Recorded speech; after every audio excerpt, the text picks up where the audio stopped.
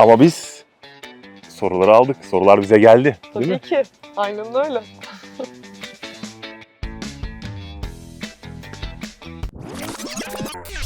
Think you minded if I change your name to something new? Would you think it childish if I change my name to I love you?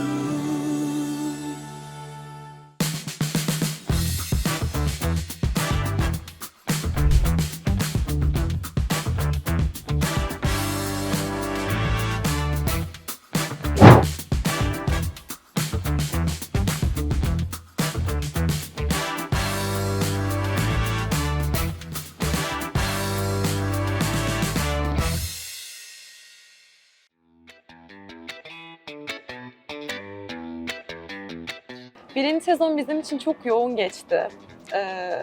Tabii daha dizinin ilk sezonuydu. Alışma süreciydi daha çok ve bir şeylerin oturma süreciydi sanırım. Güzel ama çok yoğun geçti tabii ki. Çok yorulduk. Tabii ama değdiğini de gördüğümüz Tabii. için yorulduğumuz her dakikaya değmiş diyebiliyoruz şu anda Cenay'la birlikte. Tabii çok Ve güzel. mutluyuz yani. Şahsen şu an gidişattan ben çok memnunum. Tamam, çok çalıştık, çok yorulduk. Güzel sahneler de çektik, eğlenceli sahneler de çektik. Duygusu çok ağır olan sahneler de çektik. Seyircimiz zaten gördü, izledi. Şu an çok güzel gidiyor her şey.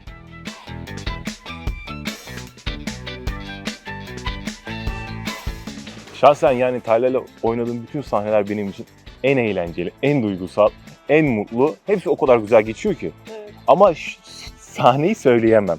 Yani onu söylersem birazcık açıklamış olurum. Ama şunu söyleyeyim, dediğim gibi Talya'ya çektiğimiz bütün sahneler benim için yeri çok ayrıdır. Benim için de seyirciler izleyip görsünler diyelim. Çünkü gerçekten çok başka yere gidiyor iş.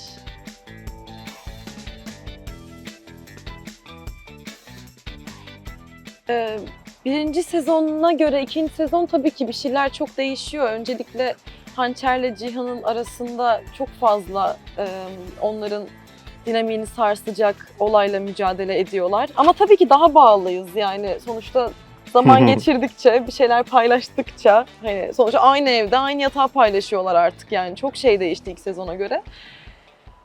Birlikte bu mücadeleyi veriyorlar. Bakalım neler gelecek başlarına. Çok güzel O da şeyler sürpriz geliyor bence kalsın. başına. Çok güzel Evet. şeyler geliyor. Bana göre daha kuvvetli. Her geçen gün daha da kuvvetli olacak, artacak da. İlk sezonda birazcık böyle dediği Cihan'ın o soğukluğu, aşka bakışı, düşünce yapı falan hepsi tamamen Hançer sayesinde kırıldı. İkinci sezonda hayatında hiç tatmadığı duygular, hayatı mesela sadece siyah beyaz gören Cihan, Hançer sayesinde renkli görmeye başladı.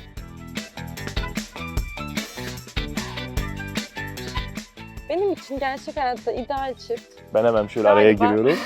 Annem babam derim ben. Mesela. Öyle mi?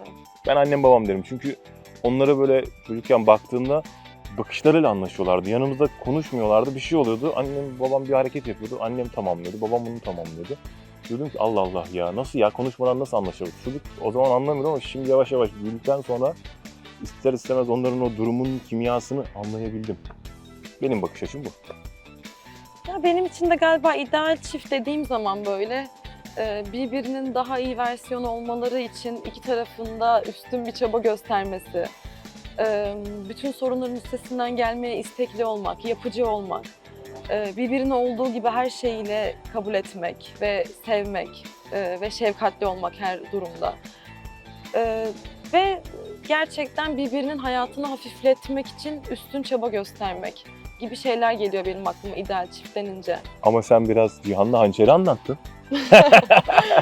Yani ucundan. Ucundan da Bilmiyorum yani tam ben öyle mi direkt ama- öyle şeyler hissettim şu an yani. Evet, doğru.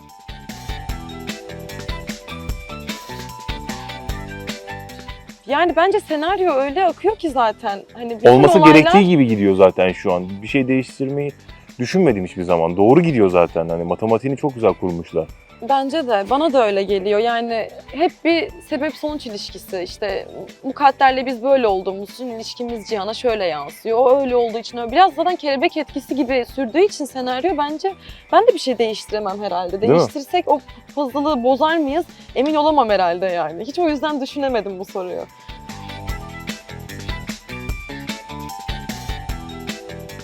Şöyle bir şey olabilir. Cihan için ailesi çok önemli. Normal hayatta da benim için aile kavramı çok ayrıdır. O sahnede mesela ailem için bütün yükleri omuzuma alıp çalışır. Ailemi ayakta tutmak için her şeyi yaparım. Ya benim de galiba Hançer'in sesini çıkarabildiği ve artık kendini göstermekten çekinmediği yerler olabilir. Hani zaten düzen bozulmasın, kimsenin kalbi kırılmasın, ben kimsenin hayatına kötü bir etki etmiş olmayayım, hep yapıcı olayım tarafı var Hançer'in. Ama bazı yerlerde de artık tamamen artık hakkını savunduğu ve ben de buradayım dediği anlar var. O anlarda çok gururlanıyorum Hançer'le ve o taraflarını kendime benzetiyorum açıkçası. Şahsen ben de sahne- gururlanıyorum. Tek bir sahne diyemem. Öyle anlar oluyor sahnelerde Hançer'in artık ya ben de buradayım diye sesini çıkardığı bazı anlar. Herhalde onları kendime benzetip böyle gururlandığım oluyor. Bazen bana da sesini çıkartıyor.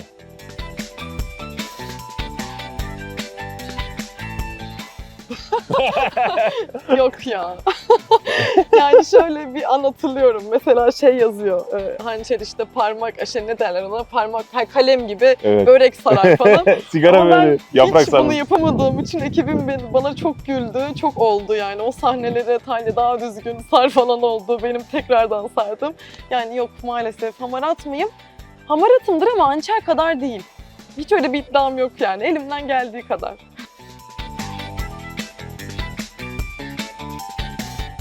Benim için sevdiğim insanlar ailem de dahil ve işim. İşim ve sevdiğim insanlar olmasa herhalde çok zorlanırdım bu hayatta diye düşünüyorum kendimle ilgili. Bir gün hiç tanımadığım bir amca bir gün böyle oturuyordum, sahil kenarındaydım. Denizi izliyordum. Bana dedi ki sen dedi niye denizi izliyorsun demişti. Dedim çok canım sıkkın. O zaman da işte görüşmelere gidip geliyordum. Sonra dedi ki peki senin bu durumunda dedi ailen ne durumda, ne düşünüyor dedi bana. Allah sağ olsunlar dedim her zaman yanımdalar, destek veriyorlar. Sonra bana şöyle bir cümle kurmuştu. İşi ya da parayı kazanabilirsin bir şekilde dedi. Ama ailen arkanda desteğin olmazsa dedi bitsin dedi. Benim için çok anlamlı bir şeydi o.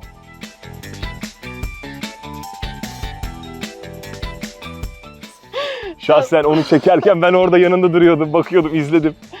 Ya tabii ki Talya olarak zorlanmadım. Hatta Betty ile güle oynaya çektik o sahneyi. Ya biz şahane çekiyoruz falan gibi çektik. Tabii ki o açıdan zor değildi ama Hançer olarak tabii ki zor ve yaralayıcı ve aşağılayıcı bir sahne tabii ki.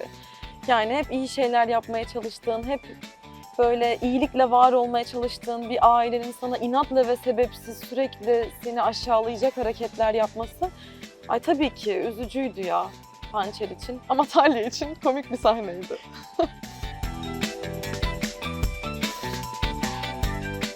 Yani kelimeler yetmez. Bunu tek kelime falan bence olacağını sanmıyorum.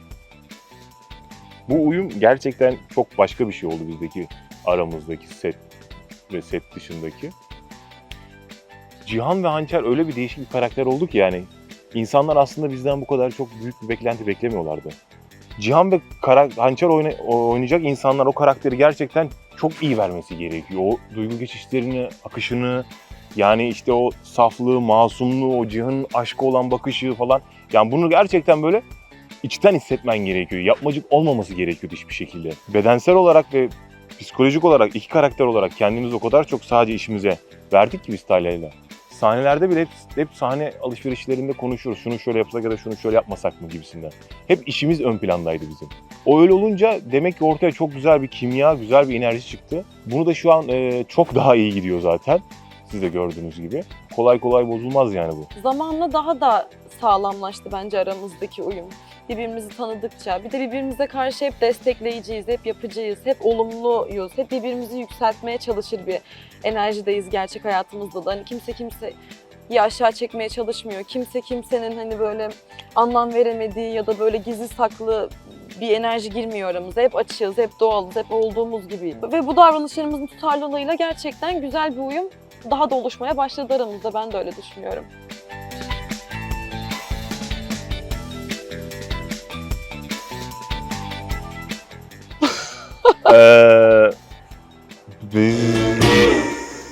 Only you.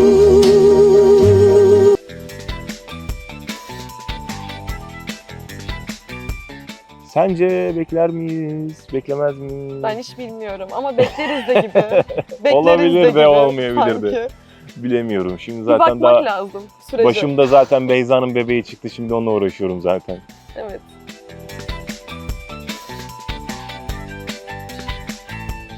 Sen başla. Hançer gibi biriyle evlenmek ister miydin? Hani Hançer gibi bir karakterle. Çok zor. Ben cevap vereyim mi bu soruya? Sen ver başla. Ben kesinlikle Cihan gibi biriyle evlenmek istemezdim. Öncelikle. Yani bir kere dili öfkelenince ve genel anlamda kaba diyebileceğimiz bir adam ve çok alfa, çok yani her şeyi bir Cihan'dan geçmek zorunda. Yani her şeye hakim olmak, bu kadar dominantlık. Yani daha Cihan'ın önderliğinde yürüyen bir evlilik. Hani ben çok Hançer gibi dediğim gibi olmadığım için herhalde Cihan gibi bir adamla da olamazdım diye düşünüyorum. Çatışırdık Cihan gibi biriyle evli olsaydım. Biraz çok kavga ederdik herhalde. Yani şahsen ben de Hançer gibi biriyle zorlanırdım, evlenemezdim herhalde ya. Çok içe kapanık, güçlü değil. Ben şahsen kendim olarak güçlü bir insanım. Karşımda güçlü bir insan isterim ve denge isterim. Çatışma yerine denge olması gerekiyor. Birbirini tamamlaması lazımdır. O yüzden ama bu aşk tabii ki yani ne olur ne olmaz bilemezsiniz. Gönül bu. Ben de hayatımın ipleri biraz elimde olsun isterim yani. Hançer'in hayatının ipleri biraz Cihan'da gibi. Çok kendi Tabii canım full bende. hayatının sahibi gibi değil, daha çok Cihan'ın hayatını yaşıyor gibi. Herhalde ben de böyle bir evliliğin içinde var olamazdım.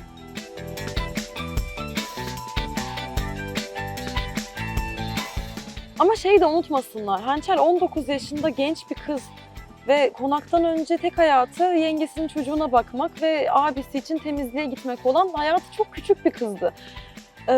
Tabii ki ilk başta kendini savunamayacak, kendini tam gösteremeyecek, tam olarak dengeleri nasıl kurması gerektiğini bilemeyecek ya da doğrusunun bu olduğunu düşünecek belki. Çünkü hayatı boyunca zaten uyumlanarak yaşamak zorunda kalmış bir kız. Her zaman kendini çok geri plana atmış. Hani Beykoz'da yaşarken de abisi ve yengesi için yaşayan bir kızdı. Buraya gelince de doğal olarak aynı bilinci devam ettiriyor ama tabii ki zamanla ezildikçe, aşağılandıkça o da tabii ki zamanla başka bir kadına dönüşecek artık yani bu olaylar üst üste geldikçe ve kendini savunmayı öğrendikçe biraz zamanla karakter açılacak diyeyim. Tabii ki her zaman böyle kalmayacak. Kim her zaman olduğu gibi kalabilir ki bu kadar zorbalığa rağmen? Tabii ki Hançer de değişecek. Ama biraz daha zamanı var. Çok da kızmasınlar ya da üzülmesinler Hançer'e. O da büyüyor diyelim.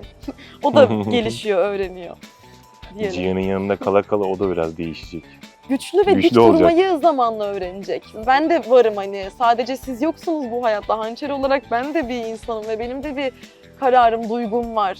Onu belki zamanla daha güçlendirmeyi başarabilecek diyeyim. Bir de zaten Mukadder'in bu aşağılanmasını Hançer çok yaşadığı için tabii bir yerden sonra onunla da baş etmeyi öğrenecek bence. Hem Cihan'ın desteğiyle hem Hançer'in kendi kendine o güçlenmesiyle artık güvenmesiyle kendine. Zaman içinde olacak tabii ki.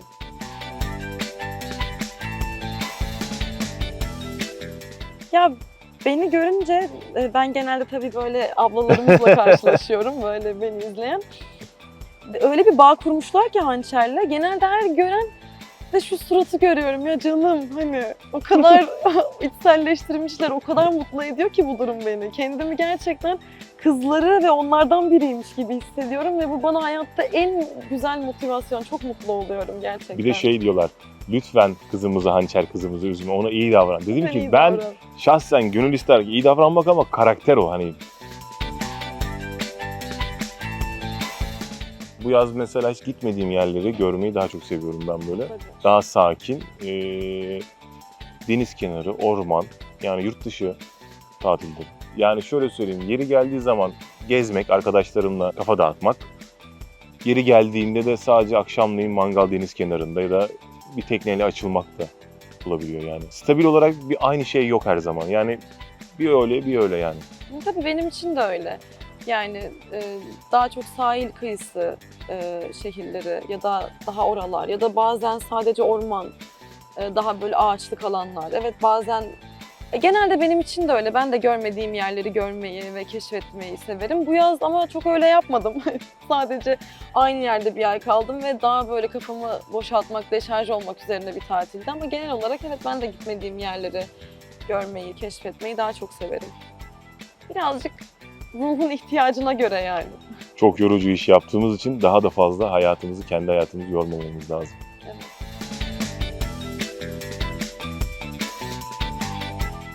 Benimki herhalde çok acıkmam. Ben Talya'ya bakıyorum, soruyor acıktın mı diyorum. Yok acıkmadım. Ya nasıl ya, ben de ölüyorum açlıktan ya. Ya Cenay nasıl ya, daha yeni kahvaltı yaptım. En büyük şikayet herhalde budur yani. Ay benim de herhalde şey olabilir. Bazen bazı şeyleri kafamda çok ciddiye almam hayatı olabilir. Bazen çok işi mesela yani çok stres yapmam ve çok kontrollü olmam durumum. Onu tabii dengeliyorum zamanla ama herhalde bu olabilir. Hani genelde bunu yapma Talya denilen en büyük özelliğim, en çok duyduğum şey benim bu herhalde kendimle ilgili.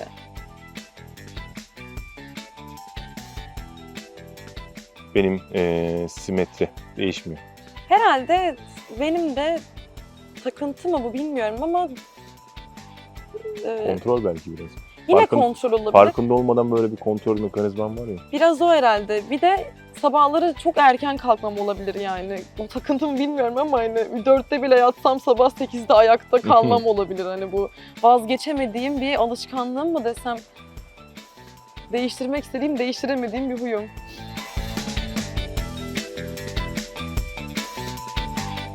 Bir tane yalan olur. İkincisi, kendini iyi hissettiğin zaman motivasyonun çok iyidir ya.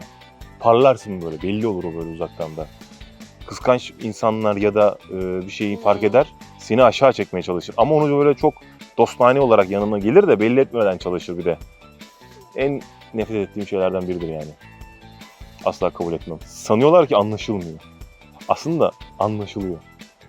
Biz görmezden geliyoruz. Kendiyle ve hayatla çok barışık olmayan, çok böyle vardır Mutsuz. ya öyle kendi içinde kendiyle barışık ve ruhu ve hayatı uyumlu değildir ve hep çatışmalar vardır o insanın içinde ve o negatif enerjisi sen hiçbir şey yapmasan da sana da yansır. Sen gayet gülerken, mutluyken ona bile böyle gıcık olduğunu hissedersin karşındaki insanın durduk yere. Herhalde bazen öyle insanlara benim de tahammülüm olmuyor. Tabii yine o takılmamaya çalışıyorum ama öyle enerjiler çok içimi daraltıyor benim. Ama ben bunu yine aşmaya çalışıyorum. Hani etkilenmemeye çalışıyorum ama böyle şeyler sanırım biraz etkiliyor beni.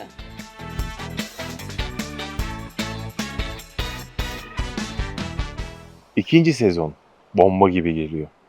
Cihan Hançer olarak. Kaçırmayın. İkinci sezon